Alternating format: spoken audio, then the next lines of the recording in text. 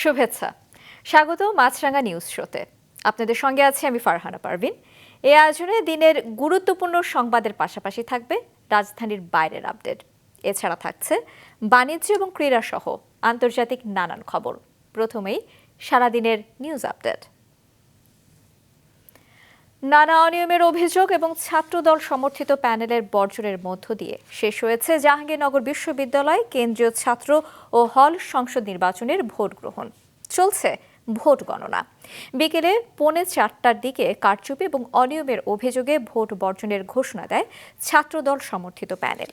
পরে অব্যবস্থাপনার অভিযোগে নির্বাচনী দায়িত্ব থেকে সরে দাঁড়ানোর ঘোষণা দেন বিএনপিপন্থী কয়েকজন শিক্ষক। ভোট সুষ্ঠু হয়নি বলে অভিযোগ করেছে বামপন্থী শিক্ষার্থীদের প্যানেল সম্প্রীতির ঐক্য ফোরামও। তবে ছাত্র শিবিরের দাবি, নিশ্চিত পরাজয় জেনে ছাত্রদল নির্বাচন বর্জন করেছে ছাত্রদল। এর আগে ভোটের চেয়ে ব্যালট পেপার বেশি ছাপানো সহ নানা অভিযোগ করেন প্রার্থীরা। সকালে একটি হলে 2 ঘন্টা বন্ধ থাকে ভোট গ্রহণ। রাতে সিনেট হলে ঘোষণা করা হবে ফলাফল। ক্যাম্পাস সহ আশপাশে নিরাপত্তা বাহিনীর বিপুল সংখ্যক সদস্য মোতায়েন করা হয়েছে। যে আমাদের ভোটের দেওয়ার জন্য যে কালিটা আছে সেটাতে সমস্যা হয়েছে এবং সেটা সমাধান করার চেষ্টা চলছে। তার মধ্যে ভেতরে আরো অনেক কি হচ্ছে না হচ্ছে সেটা সম্পর্কে আমরা কোনো কিছু জানতে পারিনি। তার মধ্যে হঠাৎ করে দেখি যে হচ্ছে বাইরে থেকে একদল মানুষ এসে আমাদের ভোট কেন্দ্রের মধ্যে ঢুকে যাচ্ছে। কিন্তু এখানে প্রশ্ন হচ্ছে তারা নারী ভোটার না, তারা আমাদের প্রশাসনও না। তো এরকম কোনো ঝামেলা যদি হয় তাহলে অবশ্যই এখানে প্রশাসন দেখবে। আমরা চাইছি যে এখানে একটা হট্টগোল না হোক। যদি আমাদের ভুল হয়ে থাকে তাহলে আমরা দুঃখিত। আসলে আমরা সর্বোচ্চ চেষ্টা করতেছি। এই প্রেস ব্রিফিং এর মাধ্যমে আমরা এই প্রহসনের নির্বাচন বর্জন করলাম। আপনাদের সকল প্রশ্নের উত্তর আমরা পরে দিব এবং এই মুহূর্তে আমাদের ডিসিশন হচ্ছে এই নির্বাচন আমরা বর্জন করছি। এমন কোনো কারণ হয় নাই যে আসলে নির্বাচন বর্জন করতে হবে। তো তারা নির্বাচন বর্জন করেছে। আসলে এটার একমাত্র কারণ তারা হচ্ছে শিক্ষার্থীদের ম্যান্ডেট পাচ্ছে না। শিক্ষার্থীদের সমর্থন না থাকার কারণে নিশ্চিত পরাজয়ের হয়ে যাবে সেটা বুঝেই তারা আসলে নির্বাচন বয়কট করেছে বলে মনে করি। দর্শক, আমরা এখন চলে যাব জাহাঙ্গীরনগর বিশ্ববিদ্যালয়ে। সেখানে রয়েছেন আমাদের সিনিয়র রিপোর্টার হাসনান তানভীর। তানভীর, ছাত্র দলের ভোট বর্জনের পর ক্যাম্পাসের সার্বিক অবস্থা কেমন দেখতে পাচ্ছেন আপনি?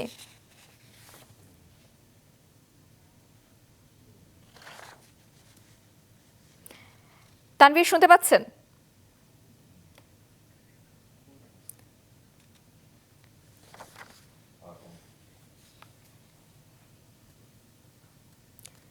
তানভীর, আপনি শুনতে পাচ্ছেন? তানভীর, ছাত্র দলের ভোট বর্জনের পর ক্যাম্পাসের সার্বিক অবস্থা কেমন দেখতে পাচ্ছেন আপনি? ফারহানা, এই মুহূর্তে আমি রয়েছি জাকসু নির্বাচনের যে ফলাফল ঘোষণা করা হবে ঠিক সেই জাকসু নির্বাচনী যে কার্যালয় ঠিক তার সামনে আমার পেছনে দেখতে পাচ্ছেন যে আইন শৃঙ্খলা রক্ষাকারী বাহিনীর গাড়ি সহ গাড়ি ঢুকছে। আসলে এখানে মূলত যে জাহাঙ্গীরনগর বিশ্ববিদ্যালয় জাকসু নির্বাচনের যে 21টি হলের ভোট গ্রহণ সম্পন্ন হয়েছে, সেই যে হলগুলো এর মধ্যে ভোট গ্রহণ সম্পন্ন করেছে সেই হলগুলো থেকে সেই ব্যালট বাক্সগুলো কিন্তু আইন শৃঙ্খলা বাহিনীর কঠোর নিরাপত্তার মধ্য দিয়ে এখানে নিয়ে আসা হচ্ছে এবং এরপর এখান থেকে সেটি উপরে ওঠানো হচ্ছে, তিনতলায় নিয়ে যাওয়া হচ্ছে এবং তারপরে সেই গণনার যে কার্যক্রম সেটি শুরু হবে। প্রথমে কিন্তু কামালউদ্দিন হলের যে ভোট গ্রহণ হয়েছে সেই ভোট ব্যালট বাক্সগুলো এসেছে এবং সেই ব্যালট বাক্সগুলো তোলা হয়েছে। এরপরে আমি দেখতে পেয়েছি যে আরো একটি হলের ব্যালট বাক্স সেটি ঢুকানো এখানে নিয়ে আসা হয়েছে এবং এরপরে সবগুলো একসাথে করে সেখান থেকে ভোট গণনা নিয়ে আসা হয়েছে এবং এরপরে সবগুলো একসাথে করে সেখান থেকে ভোট গণনা হবে। আপনি জানেন যে 3:30টার দিকে নির্বাচন হওয়ার ঘণ্টা দেড়েক আগে ছাত্রদল তারা ভোট বর্জনের ঘোষণা দিয়েছে। বিভিন্ন অনিয়মের অভিযোগে ভোট কারচুপি থেকে শুরু করে বিভিন্ন অনিয়ম তারা অভিযোগ তুলেছেন এবং এই ভোট বর্জনের ঘোষণা করেছেন। শুধু ছাত্রদল নয়, আরও একটি প্যানেল এই ভোটে অনিয়মের অভিযোগে বর্জন করেছেন। তবে নির্বাচনী যে প্রক্রিয়া, সেই প্রক্রিয়াটি যারা নির্বাচনী কর্মকর্তা রয়েছেন সেটি তারা এখন সম্পন্ন করছেন। সেই যে কাজটি নির্বাচন ভোট গ্রহণের পরে যে গণনার প্রস্তুতি এবং গণনার যে কাজ, সে কাজগুলোই কিন্তু এখন চলছে। আর ছাত্রদল পর থমথমে ঘণ্টাখানিক পরে কিন্তু পরিস্থিতি পরিবর্তন হয়েছে এবং নির্বাচনের যে স্বাভাবিক যে কার্যক্রম সেটি কিন্তু চলছে এখন পর্যন্ত। পরিস্থিতি এখন পর্যন্ত স্বাভাবিক রয়েছে, আইনশৃঙ্খলা আইনশৃঙ্খলা বাহিনী যে কোনো পরিস্থিতি এড়াতে সতর্ক অবস্থানে রয়েছে। এখন ভোট গণনা শুরু হবে এবং চূড়ান্ত ফলাফল ভোট গণনার পর ঘোষণা করা হবে এবং কে জাকসু যে নির্বাচিত হচ্ছেন, কারা নির্বাচিত হচ্ছেন সেটি জানা যাবে এবং জাহাঙ্গীরনগর বিশ্ববিদ্যালয়ের হলগুলো ভোট গণনার পর ঘোষণা করা হবে এবং কে জাকসু নির্বাচিত হচ্ছেন, কারা নির্বাচিত হচ্ছেন সেটি জানা যাবে এবং জাহাঙ্গীরনগর বিশ্ববিদ্যালয়ের হল থেকে কারা নির্বাচিত হচ্ছেন এবং সেই ফলাফলের জন্য আমাদের আসলে অপেক্ষা করতে হবে। এখন যেটি হচ্ছে সেটি হলো ব্যালট বক্সগুলো, সেটি যে ভোট হলগুলো থেকে বুঝতে পেরেছি সেখানকার অবস্থা। অসংখ্য ধন্যবাদ আপনাকে। দর্শক, জাহাঙ্গীরনগর বিশ্ববিদ্যালয়ে ভোটের সর্বশেষ খবর জানালেন সহকর্মী হাসনাইন তানভীর। এদিকে ডাকসুর নবনির্বাচিত ভিপি সাদিক কায়েম বলেছেন, বৈষম্যহীন ঢাকা বিশ্ববিদ্যালয় গড়তে সব শিক্ষার্থীকে নিয়ে কাজ করা হবে। সকালে রায়ের বাজারের শহীদ বুদ্ধিজীবী স্মৃতিসৌধে ৭১ এবং ২৪ জুলাই শহীদদের গণকবর জিয়ারত শেষে তিনি এসব কথা বলেন। এ সময় জিএস সহ ডাকসুর নবনির্বাচিত ছাত্র শিবির সমর্থিত প্যানেলের সদস্যরা উপস্থিত ছিলেন। হিজাব নিয়ে ভারতীয় মিডিয়া নিজেদের এজেন্ডা বাস্তবায়নে মিথ্যা তথ্য ছড়াচ্ছে বলে অভিযোগ করেন জিএস ফরহাদ। এদিকে আগামী রবি অথবা সোমবার ডাকসু ও হল সংসদ নির্বাচনে বিজয়ীদের দায়িত্ব বুঝিয়ে দেওয়া হবে বলে জানিয়েছেন প্রক্টর। এই ডাকসু নির্বাচিত প্রতিনিধিদের পরিচিতি সভার জন্য ওনাদেরকে আমন্ত্রণ জানাবেন। তো রোববার বা সোমবারে এই পরিচিতি সভা হয়ে যাবে এবং এই পরিচিতি সভার মধ্য দিয়েই আসলে ঢাকা বিশ্ববিদ্যালয়ে ২০২৫ সালে ডাকসুর নির্বাচিত প্রতিনিধিদের কার্যক্রম শুরু হয়ে যাবে। শপথের ব্যাপারটা আইনে এরকম কিছু বলা নেই, কিন্তু রেওয়াজ আছে। রেওয়াজটা কি এটা আরেকটু খতিয়ে দেখে তারপরে সিদ্ধান্ত নেব। গণভোট, বিশেষ সাংবিধানিক আদেশ, অধ্যাদেশ এবং নির্বাহী আদেশের মাধ্যমে জুলাই সনদ বাস্তবায়নের সুপারিশ করেছে জাতীয় ঐকমত্য কমিশন। রাজধানীর ফরেন সার্ভিস একাডেমিতে দলগুলোর সঙ্গে বৈঠকে কমিশনের পক্ষ থেকে সুপারিশ উপস্থাপন করা হয়। এতে পূর্ণাঙ্গ সনদ বা তার কিছু অংশ নিয়ে গণভোট অনুষ্ঠান, রাষ্ট্রপতির নির্বাহী ক্ষমতার বলে বিশেষ সাংবিধানিক আদেশে বাস্তবায়ন করা, নির্বাচনের মাধ্যমে গণপরিষদ গঠন করে প্রয়োজনীয় সাংবিধানিক সংস্কারের ব্যবস্থা করার কথাও বলা হয়েছে। বৈঠকে রাজনৈতিক দলগুলোর সনদ বাস্তবায়নের বিষয়ে তাদের বিস্তারিত মতামত দেন। সভা শেষে আলী রিয়াজ জানান, দুটো বিষয় ঐকমত্য হয়েছে। সুপারিশের যেসব বিষয় সংবিধানের সংশ্লিষ্ট নয় সেগুলো বাস্তবায়ন করতে চাইলে অন্তর্বর্তী সরকার, সুপারিশের যেসব সরকারি এবং সংশ্লিষ্ট কর্তৃপক্ষের আদেশ ও বিধি প্রণয়নের মাধ্যমে বাস্তবায়ন করা সম্ভব সেগুলো অন্তর্বর্তী সরকার বাস্তবায়ন করতে পারে। সুপারিশের যেসব বিষয়ে সংবিধান সংশ্লিষ্ট নয় সেসব বাস্তবায়নের জন্য অন্তর্বর্তী সরকার অধ্যাদেশ জারি করতে পারে। উল্লেখ্য যে সরকারের পক্ষ থেকে এই ধরনের কিছু বিষয় ইতিমধ্যেই অধ্যাদেশ জারি এবং তা বাস্তবায়নের কাজ শুরু হয়েছে। এই এক জায়গায় আমরা একমতে আছি।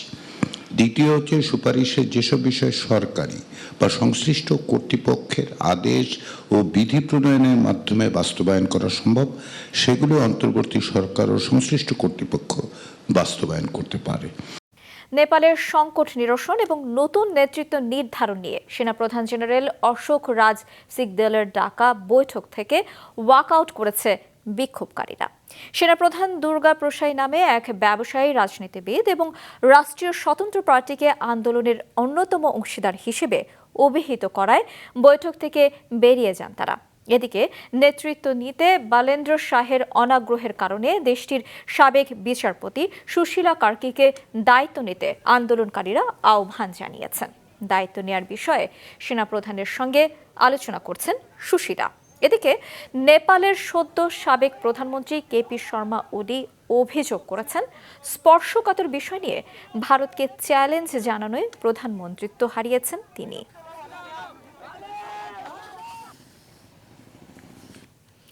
নেপাল ঘুরতে গিয়ে আটকে পড়া বাংলাদেশিরা ভালো আছেন।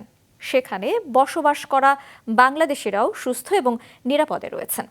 বিমান বাংলাদেশ এয়ারলাইন্সের বিশেষ ফ্লাইটে অনেককে দেশে ফিরিয়ে আনা হচ্ছে। নেপালের রাজনৈতিক পরিস্থিতি হঠাৎ করে পাল্টে যাওয়ায় বিপাকে পড়েছেন দেশটিতে অবস্থান করা বাংলাদেশিরা। তাদেরই একজন ফাহিম মুস্তাফিজ স্ত্রী সহ নেপালে গিয়েছেন ট্রেকিং করতে। পরিকল্পনা ছিল পোখরা সহ বেশ কিছু স্পট ঘুরে দেখার, কিন্তু তা আর সম্ভব হয়নি।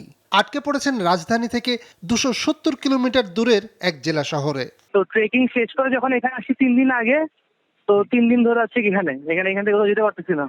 রাজধানী কাঠমান্ডুতেই দীর্ঘদিন ব্যবসা করছেন উত্তরবঙ্গের বাসিন্দা আনোয়ার আলম। সেখানে হালাল খাবারের হোটেল পরিচালনা করছেন। টেলিফোনে জানান, কারফিউর কারণে চলাচল সীমিত। কাঠমান্ডুর বেশ কয়েকটি হোটেলে কয়েকজন বাংলাদেশি অবস্থান করছেন। তারা সবাই সুস্থ ও নিরাপদে রয়েছেন। না ফ্যামিলি আছে, আমার হোটেলে একজন আছে, আমার পাশে একটা হোটেলে আছে, ওরা একটু করে আছে আলহামদুলিল্লাহ।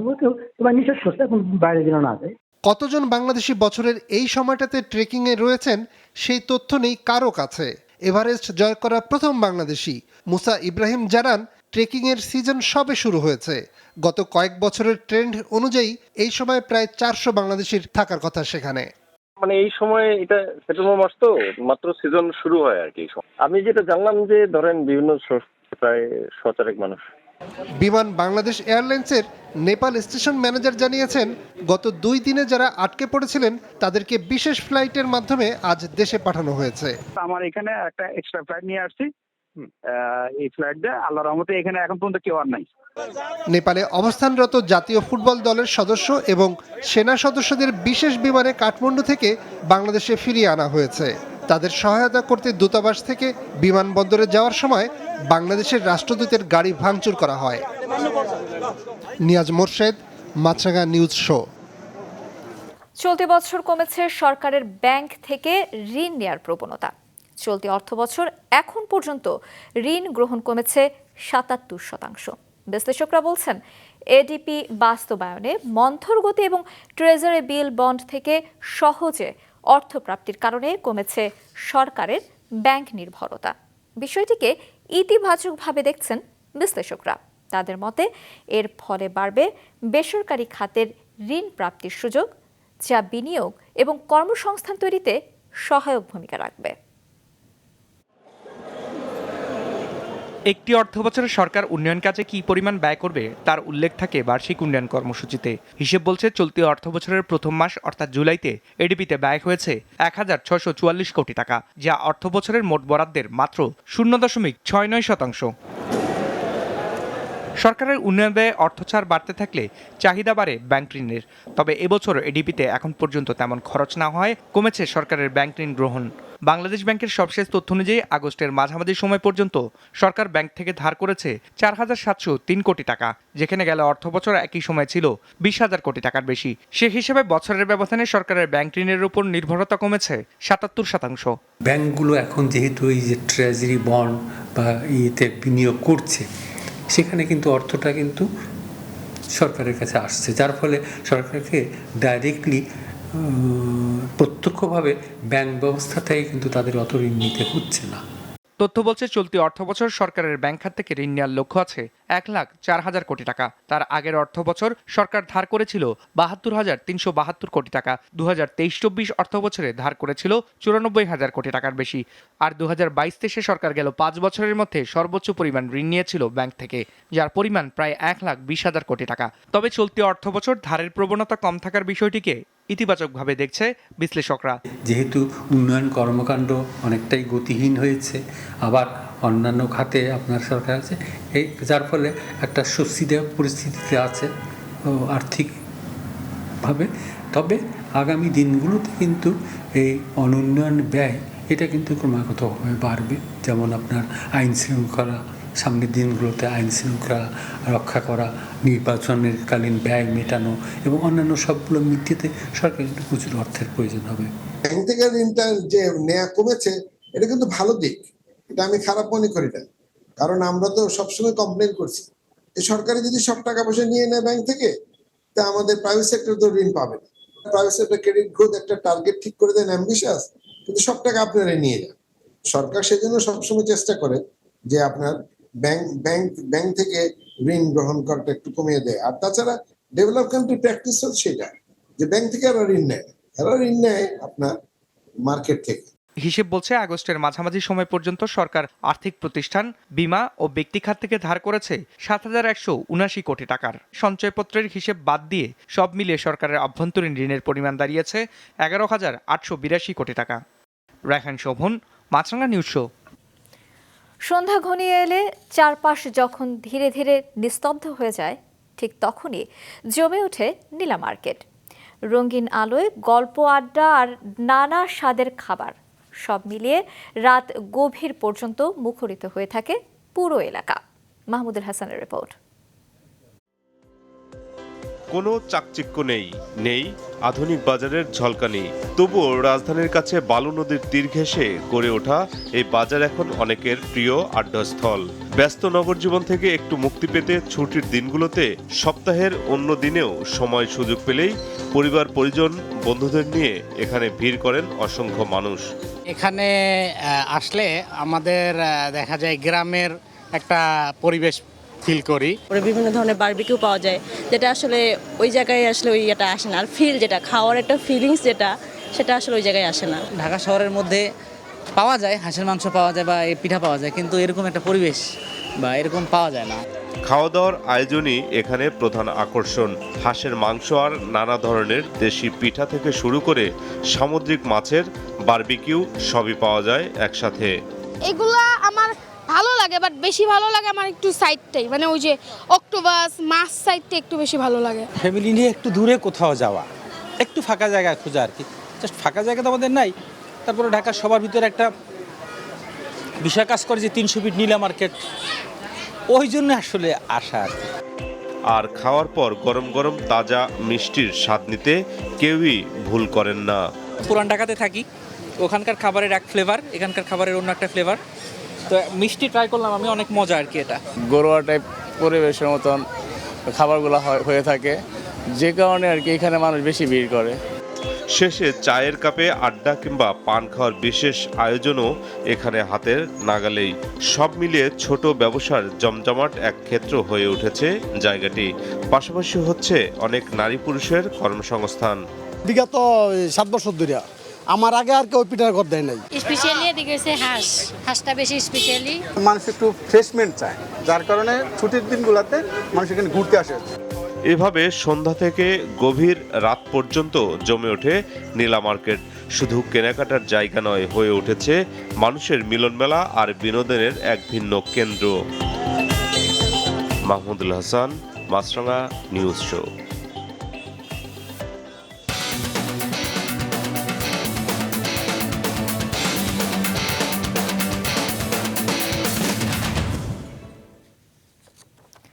বাংলাদেশে ফেন্সিংয়ের বয়স 18 বছর হলেও পদক জয়ের ক্ষেত্রে সে সাবালকত্বের পরিচয় দিতে পারেনি খেলাটি। তবে 2026 সালের এসএ গেমসে 4টি স্বর্ণ জয়ের লক্ষ্য রয়েছে ফেন্সিং খেলোয়াড়দের।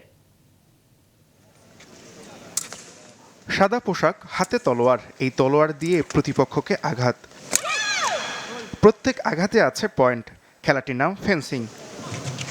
ফয়েল, ইপি, সেভার ইভেন্টের খেলা হয় ফেন্সিংয়ে। ইপিতে পা থেকে মাথা, সেভারে কোমর থেকে মাথা এবং ফয়েলে কোমর থেকে গলার নিচ পর্যন্ত আঘাত করলে পাওয়া যায় পয়েন্ট। বাংলাদেশে ফেন্সিংয়ের প্রচলন শুরু হয় 2007 সালে। এরপর এশিয়ান চ্যাম্পিয়নশিপ, ওয়ার্ল্ড চ্যাম্পিয়নশিপ ও ইসলামিক সলিডারিটি গেমসে অংশ নেয় বাংলাদেশ। তবে ফেন্সাররা সর্বোচ্চ সাফল্য পায় 2019 এসএ গেমসে। আসরে প্রথমবারের মতো অন্তর্ভুক্ত এই ডিসিপ্লিনের সেবার ইভেন্টে স্বর্ণ জেতেন ফাতেমা মুজিব। এছাড়া 3টি রূপা, 7টি ব্রোঞ্জ সহ মোট 11টি পদক বাংলাদেশ জিতেছিল নেপালের এসএ গেমসে। এবার বাংলাদেশের লক্ষ্য অন্তত 4টি স্বর্ণ পদক। তো এত কঠোর পরিশ্রম করছি, খুবই চেষ্টা করব আমার অবশ্যই জানি ইন্ডিভিজুয়াল একটা সিলভার থাকে। আমি চেষ্টা করব গোল্ডের জন্য, কিন্তু আমি চাচ্ছি যে আমার সিলভারটা জানি থাকে। তো আমাদের ফিটনেস তো দেখতেছে, সর্বপ্রথম ডিসিপ্লিনও আছে। গত গেমে যেহেতু আমাদের একটা গোল্ড আসছে, তো এবার অন্তত 5টা-6টা গোল্ড তো আমরা আশা করি। নির্দিষ্ট কিছু প্লেয়ার দেখে যারা উদীয়মান ভালো, যাদের দ্বারা আশা করা যায়, এরকম কিছু প্লেয়ার নিয়ে বাইরে নিয়ে যদি কাজ করানো হয়, ইনশাআল্লাহ অনেক ভালো কিছু হবে। ফেডারেশন বলছে বাইরে আমাদের কয়েকটা গেম খেলায় নিয়ে আসবে, যদি নিয়ে আসা হয় তাহলে আমাদের অভিজ্ঞতাটা বাড়বে। আমি মনে করি আমরা ইন্ডিয়াকে বিট দিয়ে আমরা গোল নিয়ে আসতে পারবো। এসএ গেমসের জন্য গত 29 জুলাই থেকে চলছে ফেন্সারদের ক্যাম্প। জাতীয় চ্যাম্পিয়নশিপ ও জুনিয়র আসর থেকে সুযোগ পেয়েছেন তারা ক্যাম্পে। বর্তমানে ক্যাম্পে থাকা 45 খেলোয়াড় বাছাই করে 12 জন ছেলে ও মেয়েকে পাঠানো হবে এসএ গেমসে। এক মাসটা ওদের ফিটনেস নিয়ে খেয়াল রাখছি। এই ফিটনেসের উপরে ডিপেন্ড করে এখন আমরা প্লেয়ার চয়েস করতেছি। এর আগে আমরা টার্গেট নিয়েছিলাম 3টা গোল্ডের টার্গেট নিয়েছিলাম, তো এবার আমাদের টার্গেটটা একটু বেশি। ইনশাল্লাহ আমরা চেষ্টা করবো আমাদের টার্গেটটা ফিল আপ করার জন্য। ফেন্সারদের তত্ত্বাবধানে এখন আছেন 5 কোচ। তবে এসএ গেমসের জন্য ইরান বা দক্ষিণ আফ্রিকা থেকে কোচ আনার পরিকল্পনা আছে ফেডারেশনের। আসমুল মুত্তাকিন, মাছরাঙ্গা, নিউজ শো। এ ছিল আজকের মতো। আমাদের পরের আয়োজন সন্ধ্যার মাছরাঙা সংবাদ দেখার আমন্ত্রণ।